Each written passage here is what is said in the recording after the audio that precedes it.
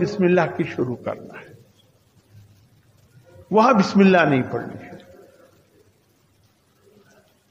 واللہ بکل شیء علیم، سورہ توبہ ختم ہو گیا، سورہ انفال ختم ہو گیا، بکل شیء علیم پر سورہ انفال ختم ہوا، آگے کیا پڑھنے؟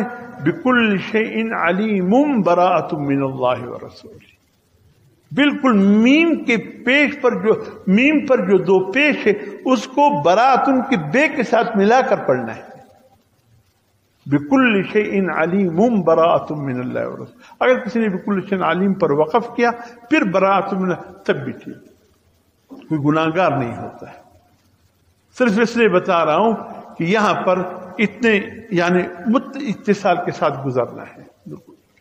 البتہ اگر کسی نے بکل شیء علیم پر سورہ انفال پر تلاوت ختم کر دی، رک گیا، اب کل یا دوسرے ٹائم سورہ توبہ کو شروع کرنا ہے تو پھر بسم اللہ سے شروع کرنا ہے۔ اگرچہ بسم اللہ نہیں لکھا ہے لیکن آپ نے تلاوت کا آغاز بسم اللہ الرحمن الرحیم براءۃ من اللہ ورسولہ، اس انداز سے آپ نے شروع کرنا ہے۔